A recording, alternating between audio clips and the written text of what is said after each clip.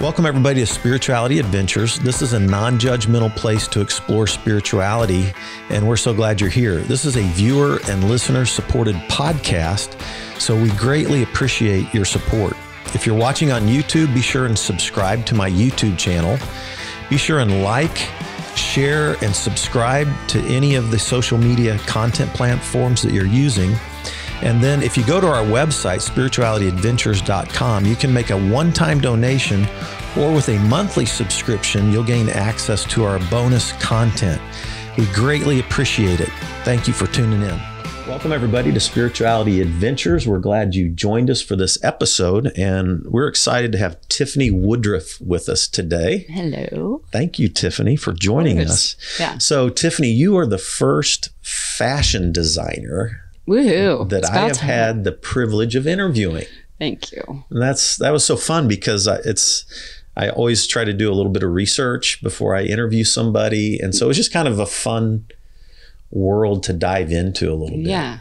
Get a little bit of wing spread in that industry. Yeah. And I mean, I would not say that I'm, a fashionista by any stretch of the means, but I've always had an interest in it. Yeah. I still get a GQ magazine.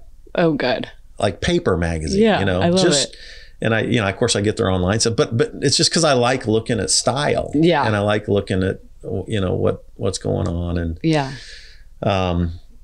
and so the fashion industry is a fascinating world. It is.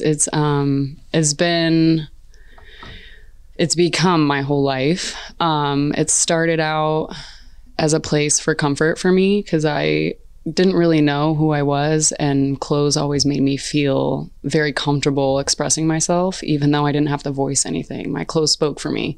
So even though I felt different, I didn't have to say that.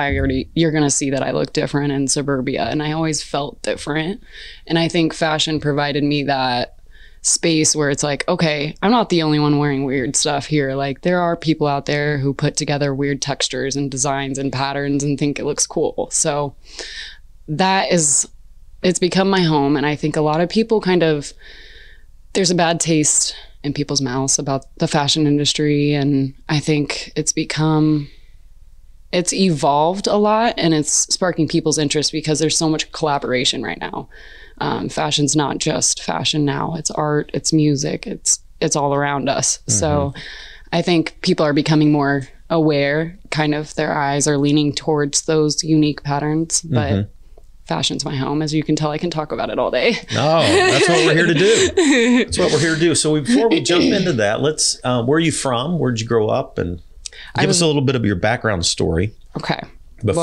And how you got into fashion, but start with where you were born. Okay. I was born in Lancaster, California. We lived there, me and my family, for 2 years. Serious? Yeah. And then we moved to Missouri. Do you know, I've actually preached at a church in Lancaster, California. There's a Vineyard Church in Lancaster. I've been to that one. Have you really? Yes, with my grandparents. I've preached there. They still live there. So I was actually just there for Christmas. No way. Yeah, that's awesome. I know the guy that founded that, and then he died of cancer. I know the guy that's the pastor there now. What a small world. Yeah, that's crazy. Yeah, that is crazy. Yeah, anyway. my family's got a lot of Christian roots. Okay. So. Wow. Lancaster, the desert, the desert, not quite where people imagine me coming from. They say LA when I say California. I'm like, not really where'd you go from Lancaster? Well, once my parents decided they wanted to focus fully on, our upbringing, that's when they decided to move towards the Midwest. I know the Blue Valley School District at that time was like the top 10 in the country for education. So they were really just trying to give us a better life, a better opportunity than they did in the LA school district. So they quickly got out of there. My dad moved to the Missouri side and started his mortgage company by himself and built it from the ground up. And now they're still in Kansas, and I've stayed there my whole life. So wow. So did your mom and dad move to Blue Springs from Lancaster? Yeah. How old were you? I was 2. Holy crud. Yeah, wow. I was very young. And did they have connection here, family here? What? like, why in the world would you pick blue?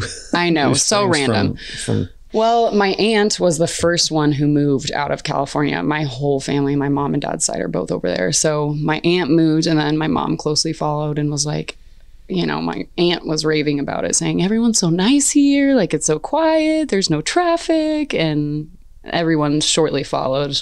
Pretty much everyone except for my grandparents came to Kansas. So awesome. Yeah. So did you graduate from Blue Valley? Or I mean, not Blue Valley, Blue Springs. It was Blue Valley. Oh, it was Blue Valley. Yeah. Okay. I graduated from Blue Valley West High School in 2011. Okay. I started my soccer career, well, when I was very young, but I played soccer in high school, which is how I got my scholarship. Ended up in Western Michigan, of all places, playing for soccer? My scholarship. Yeah. Wow. Kalamazoo. But it was a great experience. Did you do all 4 years?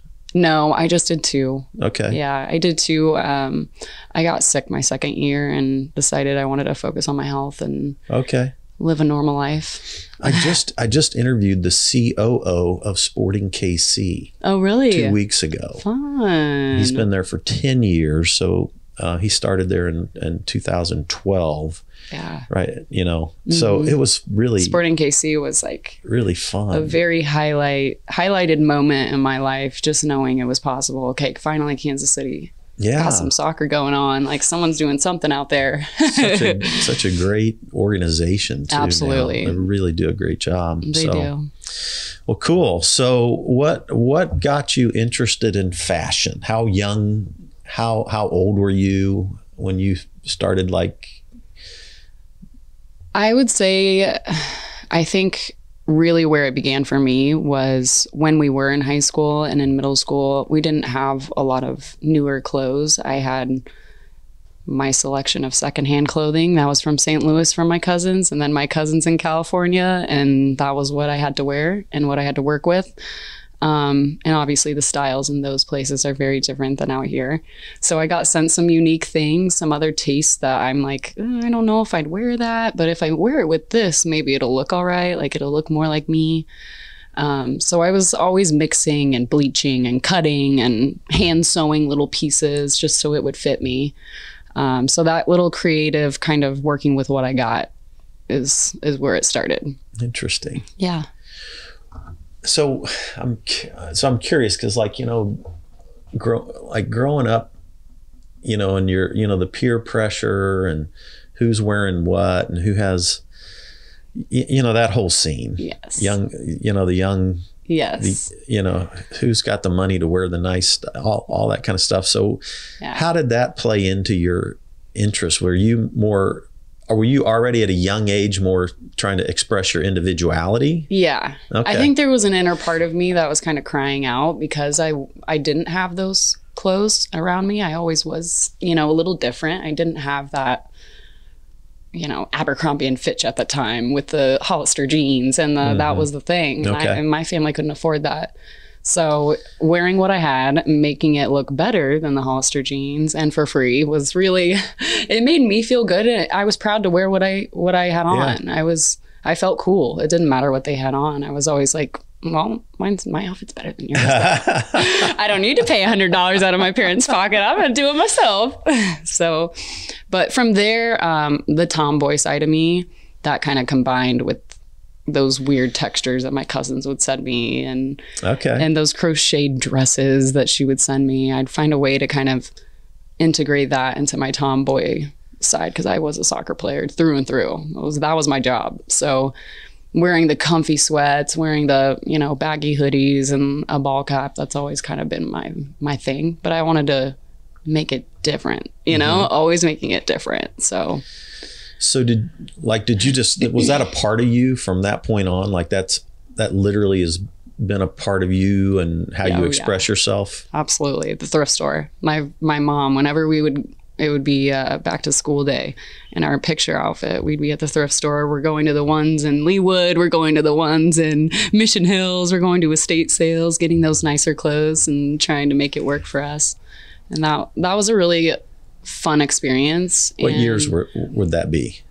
I want to say 13 is really when we started going estate sailing. Because I'm trying to think, when did these places that like these little franchise places that do secondhand clothing started popping up everywhere. Yeah. Maybe 10 years ago, or yeah, I'd say like that long ago? 2014 was really when the. What are some of the, like Ditto and I don't know Ditto. all these names.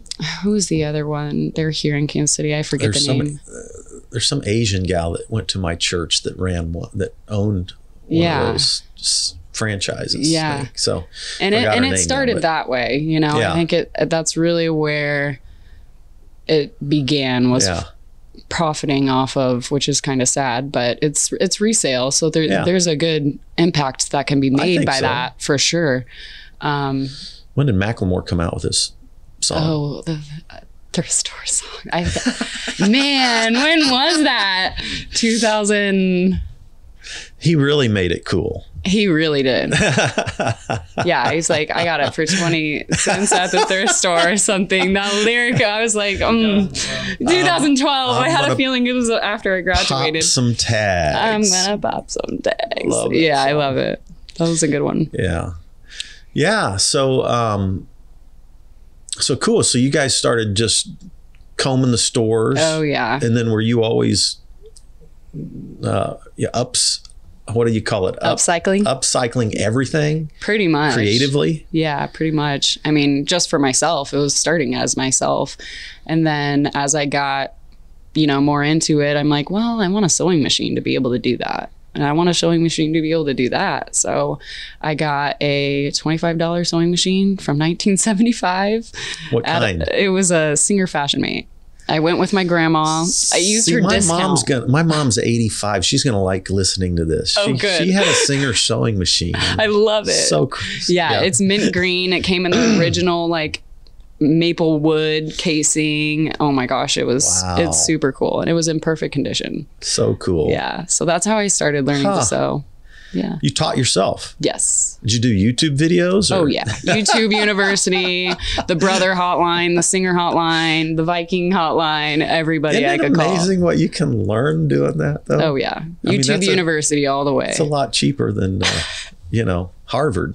Yeah, I'd say. It took me longer. Don't get me wrong. And I'm now a student at Parsons, so I just do part-time on their Streetwear Essentials Complex class. Say this again? It's the complex. It's basically a conglomerate that combines creatives, and they're nationally known. But they partnered with Parsons, which is the School of Fashion, and they combined to make this Streetwear Essentials certificate class. Yeah. Yeah. So I'm kind of learning about the business side, the growing evolution of streetwear, and also like entrepreneurship. So give us an education on the history of streetwear. Ooh, yeah. That's a great question. For me, my origination that I deem important to me was the 90s, early 90s, late 80s. And I even go back to the early 1920s for inspiration. But I think streetwear really started like around music. That was really where hip hop culture, street really found its way. You see Run DMC and the, shell-toed Adidas, and that really was the first time we saw those big fashion moments take place, and people are like, oh, now I gotta get those shell-toed shoes with the wide laces, and they're sitting at home combing the laces to make sure they're wide, just like Run DMC's were. And you see Dapper Dan in New York, he really took Gucci, Louis Vuitton, and he flipped that whole industry on its side, and he made it for rappers, for musicians in the scene. And that's where for me I feel like streetwear began. So when you say go back to 1920s, like I'm thinking Peaky Blinders or Peaky Blinders. Oh yeah. Yeah, I love that show. It's so good. It's so good. And the stylist in that show, it's like gang wear. Yes, a little absolutely. bit, right? Yes. I mean, even that. There's lots of little notions. The clothing of that thing is cool. Yes, very cool. Interesting. But I have a lot of inspiration through history, but I think streetwear in particular was music oriented. Yeah. That's really where it got its cover. Huh. So cool. So, and then, but it's mainstreamed in some ways, right? Yes, absolutely. I think I think the culture I connect with in the fashion industry isn't what you're probably referring to. There's lots of different industries underneath fashion. Just help us understand that, because I'm pretty ignorant. So, well, the streetwear community is now growing. There's the couture, there's the ready to wear fashion designers, there's the loungewear, there's comfort wear. Athleisure is a big thing right now. So I think the fashion industry as a whole is becoming more streetwear in its origination, whether they're willing to admit it or not. But that's where the future is going, is by recycling those old designs, right? So you see these $300 vintage Pink Floyd shirts being worn by A$AP Fergie and all of them. They're recycling those original designs. They're creating an image that's from the past, but creating this modern way, right? And I think a lot of designers, fashion brands are starting to notice that and saying, well, we need to take our brand there. That's where it's going. We need to recycle more. And I think the impact comes along with it. But streetwear now is becoming couture. It's becoming, you see Ralph Lauren pairing with brands, and Gucci and Louis Vuitton, all these big brands that are finally collaborating, but they're using original designs. They're going back into their archives and looking at patterns of designs that they did back in 1925 when they first started, and regenerating those ideas, which is awesome. And then a part of what you literally are hands-on with every piece that you sell. Is that right? Absolutely. Yes. Yeah. So tell us about that a little bit, because you're finding, where do you find your pieces now, your items that you, and then what do you do with them? What do you try to put into every piece of garment that you sell? And how does that, what are you trying to? What does that process look like? Yeah. It's kind of a pigmented, chaotic process. I've put organization to it now with my business. But I have and collect, things that'll catch my eye over the years, and I won't touch that thing again for maybe 3-4 years, but I'll hold on to it and keep everything I have. Every fabric I have is still locked in my archives and my inventory back there somewhere, and I'll think of that piece and go back to it. And but I think really where I take it from that step to the touching it phase. It's like my books. Yeah. I've got all these thousands of books. And, I collect them. And I have this weird, like if I'm preparing something or writing something, I'll remember a book from 20 years ago and go find it and pull it out and get something from it and then put it back. Yep. I do so the you same do that thing. with clothing and absolutely with fabrics and fascinating. But I gather things that you don't normally find, or originals that remind me of a picture of Marilyn Monroe back in the day. I mean, I get inspiration from mostly history, but there's fabrics that remind me of certain outfits or icon moments or whatever back in history, and I try to put a little flair to it. So like you see something in a movie, you see something in a online magazine, or on the street, or you see somebody's wearing, and it just clicks in you. Yeah, and then I'm like, ooh, I have a vest at home that I think I could really make that look even more like fashion forward. Like you could take a normal vest and make it look very amazing with the correct color swatches, the correct color patterns. But the things I decide to sew on to each garment that is my most delicate process. So I have bins of scrap fabrics that I'll lay on top of them and be like, nope, that doesn't work. Yep, that looks good. I kind of want to put some gold thread on there, or a white button to match this. It's kind of all colors. I love matching colors, but in a very subtle way that's still bold. Wow. There's a lot to unpack in that process. So what kind of a process do you go through now to do you have a hunting process of finding fabrics and clothing and all kinds?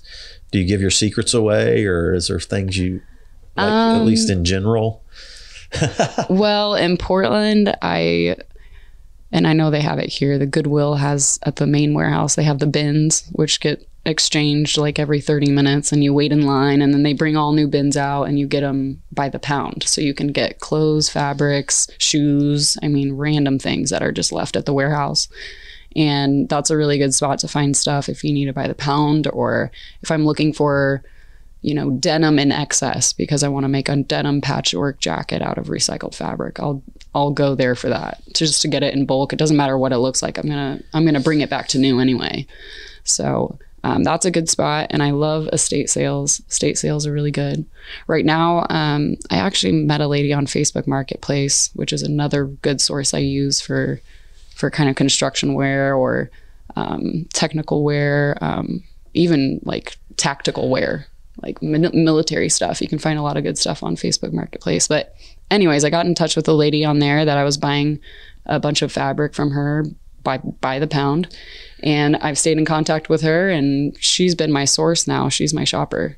Wow. Yeah. So she's local and she loves supporting my brand. And yeah, it's a nice little relationship I built off of that. Very cool. Yeah. Very cool. So, the piece you're wearing now. This is 2 hoodies combined. Tell us about it. Well, I actually am making a Snapchat filter that will have this as, a wearable piece in the filter that anyone can wear and try on. It'll have my logo on it. But this is a sample. So it's my first time wearing it, trying it out, seeing how it feels. I plan to mass produce it, hopefully, with the Snapchat filter rollout. So interesting. Yeah. And how long have you been doing Thrifted Tiff, right? Yes. Everybody go to thriftedtiff.com. Yes, sir. That is it. I have had the business for 2 years. I have had my Instagram account, though, for 4 years. So originally when I started with the Thrifted Tiff account. Is Instagram the same thing? Instagram? No, it was kind of my way of my providing, that was my own platform. Like, is it under your name? Is it at? Yeah, Tiffany? At Thrifted Tiff was my original handle. So if somebody gets you on Instagram, they go to Thrifted Tiff? Yeah. And on your website? On my website, yeah. Okay. Yeah. And all the purchases go through your website, is that right? Yes. And you can also purchase through Instagram or Facebook. It's pretty much widespread purchasable. So it's women's clothing only? No, a lot of it is unisex. Okay. So I really pride myself on that. I try to make as much unisex wear as I can. Okay. I think having something comfortable and accessible for everyone to buy more sustainably is really where I'm trying to have impact. So what, like in the 4 years you've been doing this, what have been some of your high points for where you've seen your clothing go? I'm just curious. I love to talk about these. Well, when I was in Portland, I got to do consignment with one of the first streetwear stores ever in Chinatown. And they started with a couple racks, and now they're full. They have no more room for consigners. But when I started with them, they actually asked me to come on as the first female consigner in their store. It was like one of 14, and then I grew to one of 37 vendors, and I outsold all of them in my first month. And that was a very, very good moment for me. I was so proud of myself. I worked so hard on that collection, and it felt good to know that other people saw it the way I did, because it is art. It's a unique taste, and Portland has a lot of that. They have Nike headquarters there. They've got their own fashion week. They've got very, very high-end clientele as well. So it's a good mixture of street and kind of that high-end leisure wear too. Cool. So it was fun. It was a great experience. Awesome. Yeah. Is there another one? Yeah, I've got a few. Yeah, no, tell us, recently, brag a little bit if you would. Okay, I hate bragging. I want you to, though. I want to hear. Okay. Well, recently, I'll start from the beginning of this story because it's a fun one that I like to share lately. When I first moved back from Portland, this was in October. I think September or October is when I moved back from Portland to make Kansas my home again. My first goal before I even left Oregon was I need to get to Tech 9. Like, I want to design him something really, really cool. Sweet. And really like give him thanks. He was on his 65th tour and he was doing his last show in Kansas City. So wow. I'm calling my boyfriend, like, we need to get the meet and greet. I need to get the shirt to him. So I spent like 36 hours making this one piece shirt out of a vintage, one of his first tour shirts that I had found ironically in the thrift store. And it was a beautiful shirt in perfect condition. So I took that opportunity to put my time in over that 24 hours. We went to the concert. I met Tech and all the other strange artists. But one of the artists I had met, which that moment was amazing and great, and I'll never forget it. But followed by many more great moments, I met all the other artists and had an opportunity to kind of talk to them and be like, hey, I'm a local, stylist, designer, anything you might need if you're in Kansas City, like, hit me up. I'd love to help you out. So Maze 301 is one of the new artists that is a part of Strange Music. And I got the opportunity of being asked to go on set for his music video and styling all his outfits for the music video. Yeah, that was very, very, very fun. But who was the videographer on that? Cameron Cox and Chris. Chris Commons. Yeah. You know these guys, Matt? Yeah, they were there, and it was cool to watch them all operate in the back end and how creatively everybody worked together. It was amazing to watch. Very cool. Yeah. I interviewed one guy that worked at Chapman Studios. That was, I think didn't Tech 9 work there some before he started Strange? Well, that's where he recorded all of his stuff before he built his studio. Yeah, before him and Travis. So Alex Sardiano, Smart Alec. I don't know if you come across him. You ought to, because he's a producer and engineer and cool. Does his own stuff too. Rap guy. But he graduated from North Kansas City. Nice. Italian guy. So anyway, but yeah, that's awesome, man. Yeah. How cool is that? It was very fun. That's a fast door that opened for you. It's like kind of serendipitous that you found that piece of clothing. Yeah, very much so. That's so cool. And that one piece I made for Tech ended up leading to me making this. I mean, it was one of my favorite pieces I think I've ever made. But I made a Prairie Ghosts button up that I rehabbed and threw all these other pockets on. I put don't look for change, be the change, which was consistent in my latest collection that I dropped. I put that on the shirt, and I got to put my big thrifted tiff on the back. And when he put it on, he just, watching his face, I think that was probably the best moment. Not just the music video, getting the opportunity, but watching him put it on and really feeling like this is exactly how I wanted to express myself in this song. It was like, it was serendipitous to him too, so it ended up working out great. And then from there, now I'm designing, I don't know if I'm allowed to say this, but I'm designing for another music video under Strange, which is coming up here in the next 2 weeks. So very cool. That's on my docket too. Yeah. Hey, that's awesome. Yeah, it's been a fun road. Lots of learning. I do tell you that. So where have your clothing, where has it gone? Around the world? Have you found pieces? Canada. We're going to get some in Ethiopia here soon. Yeah, in Ethiopia. That'll be there soon. Ireland has been creeping on my brand for a while, which is very strange, but they're one of the international viewers of my business. My first sale on my website was out of Canada. Okay. So that was another exciting moment. It's kind of fun to see, Yeah, you kind of get to trace who's looking. Right. That's cool. It's been a cool process. That's cool. Well, let's talk a little bit about creativity. Okay. Because I just wrote a blog a couple of weeks ago called Creativity and Spirituality. And I basically said they're the same stream. Yeah. And I really do think that creativity and spirituality flow together.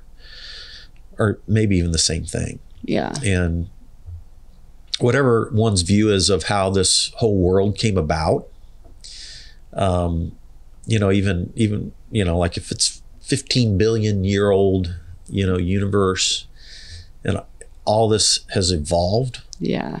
From stardust. You know? Yeah. Right. And to think about the creative energy. Yeah. For billions of years. Absolutely. Or if you're from one of the traditional backgrounds, faith backgrounds, where you're thinking like in the beginning, God created. Mm-hmm. It's right off the bat. Yeah. It's in the first verse. Right. Genesis. Of the Jewish Bible, the Hebrew Bible, yeah. Right? Mm-hmm. God created. And then that whole section there is poetry. Mm-hmm. It's Hebrew poetry. And it's this creative energy and flow, I think, of the universe, right? Yeah, absolutely. And so, and then I had something really fun here recently. So I never thought of myself as creative, even though I was teaching and I would mash up the scriptures with video clips and people's stories. But honestly, I don't know why I never thought of that as creative. And then I read years ago, I can't remember, 2012 or something, there's a book came out called Steal Like an Artist by Austin Kleon. Okay.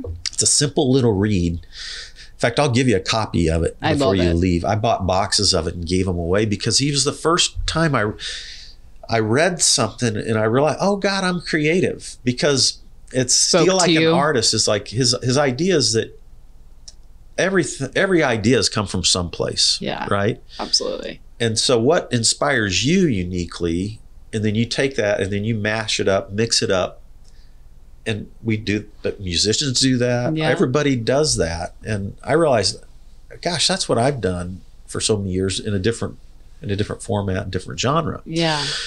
So that kind of got me thinking of like, oh my gosh, everybody's creative in some way or another, right? And there's a spiritual component to that, like, because I like to think about spirituality as connection to self, others, and something greater. Right. And so then I ran across a book recently by a gal named Julia Cameron called The Artist's Way. Okay. And this came out in what decade, what century? 1992. Okay. Okay. Well, it turns out like she was writing for Rolling Stone, and then she married Martin Scorsese. Oh, wow. And then they're not married anymore, but then she was a writer, a poet. She wrote movies, scripts, all kinds of stuff. But she hit the road of alcohol and cocaine and all that, and ended up going into recovery after 10 years of all of that. And she ended up taking recovery principles and applying it to blocked artists. And so wrote this spiritual book about creativity called The Artist's Way. Like Elizabeth Gilbert, wrote Eat, Love, Pray and all that. She says that wouldn't exist without this book. And she's been like for 3 decades. And I just found this book. And I've just been reading it myself for the first time. Oh, awesome. And her book publicist, I happened to run across her book publicist who knows a friend of mine, and he just sent me an advanced copy of her new book, Julia Cameron's new book called Seeking Wisdom. But my point in all this with you is that I love talking about creativity and what inspires you and how that unpacks in you around what you do in your work. Like, how do your spiritual journey, how does that, does it tie in? Do you think about those absolutely things? I'm just curious. 100%. I think I rely on my spirituality and my energy wherever it is at any moment. I rely on that to make my decisions about my day, to make the decisions of what project I take on, what fabric I choose, what mood I'm in. I think creativity and spirituality for me has become more pressing and more at the forefront of my brain in the last 2 years than it has ever in my life. I realize that my creativity in my younger adulthood, that I kind of I felt a little ashamed of it. You know, my family's very conservative. They're very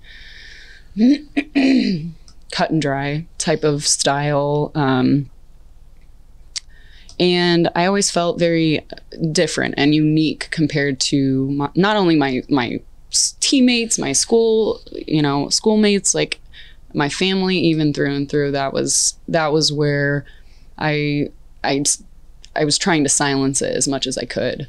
As I became an adult and I moved to Michigan, had to figure out who I was by myself. I'm like, I actually like this side of me. It makes me feel comforted. It makes me feel safe. And I wanted to venture more into that because it was making me feel good. And I'm like, why is it feels like such a home? Yeah. And that was where I began my spiritual awakening. It was like, who are you? Like, who are you really? You know? And I spent a lot of my time wondering and being scared of who I was. And I was at a point now where I was forced to embrace who I was. And as that happened, things didn't feel so monotonous. They didn't feel so drug out. I was enjoying each moment more. And if I had a moment that hurt, it hurt more. And I allowed that space in my spiritual to resonate with that. Let it, you know, do its thing, because you got to do that. Yeah. And then you got to put your pants on and move forward, you know, like buckle up and move forward. Yeah. And that's the conservative voice inside my head from my parents saying like, you're fine. Like, you're going to be okay. Like, get up, move on, get on to the next task. Right. We have like goals to knock out. So I battle this like, okay, it's okay. Be more graceful with yourself. And then it's like, no, go. We got the world to conquer, you know? So that was my spiritual, I think, journey and fight together. You know, Julia Cameron in The Artist's Way book, she talks about how so many artists are not encouraged. Yeah, absolutely. So it's rare for somebody to grow up in America in a home that's encouraging artistic endeavors, allowing young people to express themselves, and actually even maybe helping them think that they could even make a living or at least anything out of it, and then to be encouraged.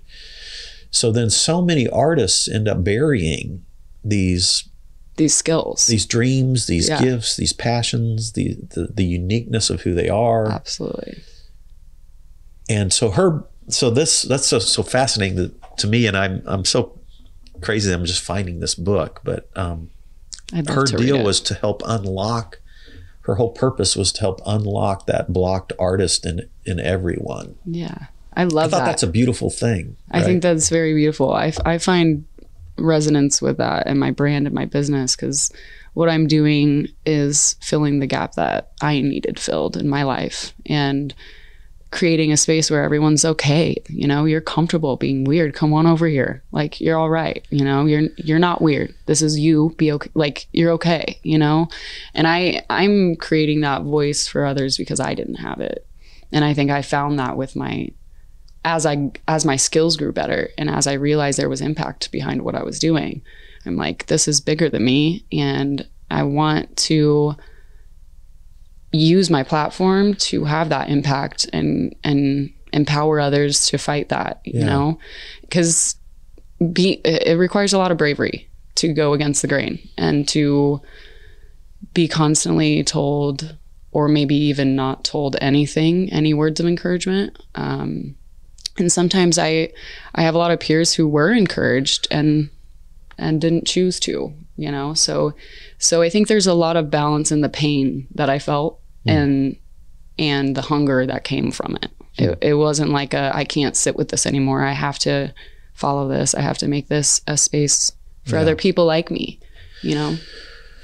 Yeah. So you've really seen what you're doing not only is about fashion, but it's about empowering women in particular to walk out some of their creativity, some of their dreams, some of their individuality. Yeah. Is that right? Yeah, absolutely. What if you had to, as you've worked in this area, women and empowering women, what would you say are some of the biggest, 2 or 3 of the top biggest blocks for women and their creativity and even empowering women? What would three of maybe 2 or 3 of the biggest obstacles? Okay. Or obstacles to feeling empowered. Kind of. Yeah. What would be the maybe 2 or 3 of the top ones? Sadly enough, I would say the first one would be just the male opinion and word inside the women's industry will frighten you. And who's actually making their outfits, these Fashion Nova outfits, these outfits that aren't even comfortable for women. They don't enjoy wearing them. They don't feel themselves, but feel the need to wear this, right? They feel the need to wear these outfits that almost objectify them, which is what they're not trying to have, you know? So it's this conflict of, okay, well, if I wear this, I'm going to fit in and look good on Instagram, but it's not really what I align with in my real life. And I think a lot of women battle that. The social media is not positive in that running either. So I think women battle this societal expectation of what we're supposed to look like and what is sexy and what is cute and what makes us who we are. And I think whatever makes you do that. You know, like, don't go wear that Fashion Nova outfit. Don't go wear the same thing that Kim K had on last weekend. Like, let's wear something different, like something comfortable, something that you like. Pick it out yourself. Take the time to go find that piece. Like, find enjoyment in it. There's a spiritual journey in connecting with something that you wear that you feel super great in. Like, when I feel good, I work well. I communicate well. I do better in my day-to-day life when I feel comfortable. And what other people see is not, oh, she's comfortable. It's, she's weird, you know, like, she's different. Like, everyone notices that, but that's okay. Yeah. So the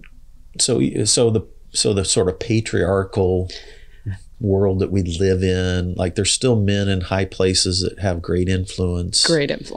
And even in the fashion industry. Absolutely. Is that right? Yes, they do. And sometimes that silences voices or takes people down paths that they really don't resonate with who they are. Right. Yeah.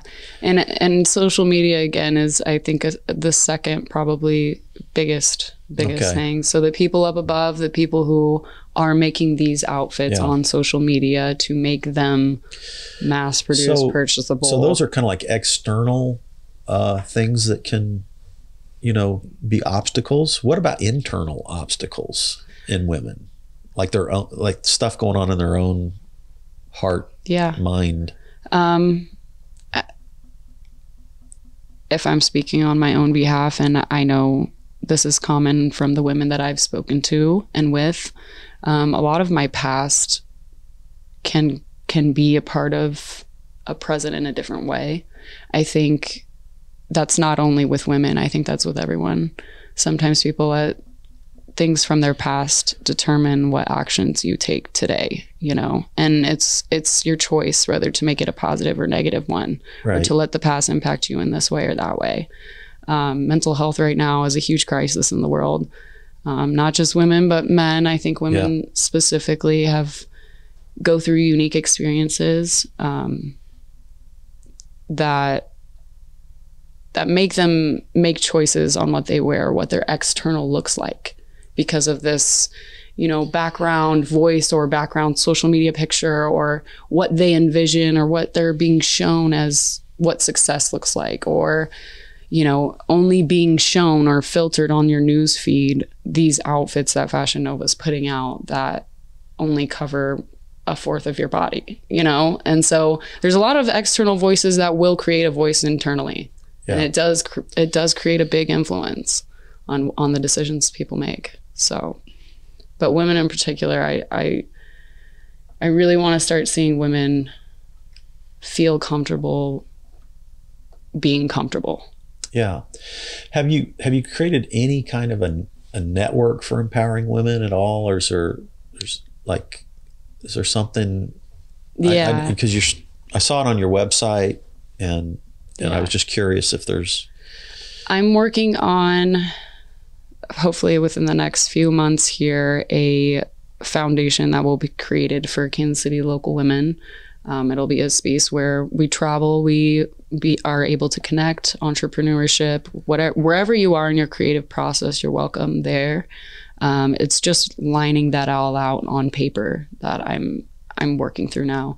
But I think I'm able to empower the most when I'm doing pop-ups, when I'm around people that are, you know, in the culture and in the scene, because that's where I'm my best self. That's who I am, you know, and that's when I'm able to really empower and provide that change. I'm curious to follow that and see where it goes. Yeah, I'm interested too. I like that idea. Yeah. Well, cool. So what things are you currently learning and excited about that, you know, as you look out over the next couple of years? What kind of is like bubbling up inside you, and what are you learning? Things. What are you excited about? Yeah. I'm excited about my life. Honestly, I think there's a lot of great things ahead. One of the big thing that's I'm most excited about is I'm about to do my first fashion show ever. It'll be here in Kansas City. Yes. Hey. Yeah. This will be the first time I've told anyone. Wow. So, yeah. It's going to be on Earth Day, actually, to support the sustainable movement. Give me that date. 4/22. Okay. Yeah. Not 4/20, 4/22. Okay. Yeah. Anyway. 2 days after the national holiday. All right. Yeah. Yeah. So that's something I'm working on. It's a whole new beast. I've not had a lot of experience in it, and I'm willing to admit that, but where are you learning? Are you doing this? This will be your own fashion show? Yeah. Where are you going to do this at?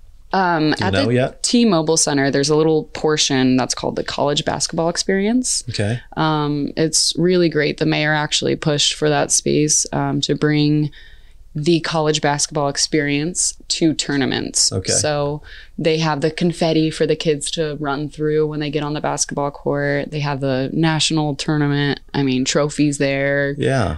They have actual shoes worn by Jordan there. It's a really great experience for the younger community. Sure. A lot of kids travel there just to go there. So it's going to be a great space that'll be on a basketball court. I'm making a runway off of a basketball court. Well, that's fun. Yeah, it's going to be great. It's going to be really cool. So you have in your clothing line, are you doing tops, pants, hats, shoes, or you just eventually I will do it all. I'm going to say that right here, right now. Yeah. Eventually I'll do it all. But right now I focus mostly on tops. Okay. Tops has been really where I connect the most. Okay. But pants is something I'm learning. I'm actually learning how to produce from scratch with patterns right now. And mostly I've been freestyling it and using old fabrics as patterns. But now I'm converting to a more refined way of production. So that you'll see that in the fashion show. It's going to be very, very high quality. Very stuff. Cool. Yeah. Now, you'll have models? Yes. How many local models? Yes, all local. Very cool. They'll range from, big influencers that are from here, from regular people. My front runner was 11 years old, and she's the daughter of a basketball player here in Kansas City. So sweet. Yeah, it's going to be really fun. It's open to everybody. I'm going to have music in the beginning. There's going to be like a small session of the behind the scenes of making the runway show happen. It'll be about 7 to 10 minutes long. And then I'm going to have a small space for vendors in the back that are sustainable brands that will come and bring their products or their mission, and have a space to speak about it after the event. Hey everyone, sorry for the abrupt ending. We had a technical difficulty right at the tail end of Tiffany's interview. We were just getting ready to talk about sustainability and her perspective on that. textiles being one of the number one contributors to pollutants in the planet Earth. And so one of her ways to do her part is to do upcycling on the clothing and use her creativity to make beautiful clothes, but at the same time care for the planet. So I love this interview with Tiffany. And if you want to check her out, go to thriftedtiff.com, thriftedtiff.com. And thanks for tuning in to Spirituality Adventures. We'll see you next time. This concludes today's episode. Thanks for tuning in and listening. Remember, if you're watching on YouTube, subscribe to my YouTube channel. Remember to like, share, or subscribe to the social media platform that you're using.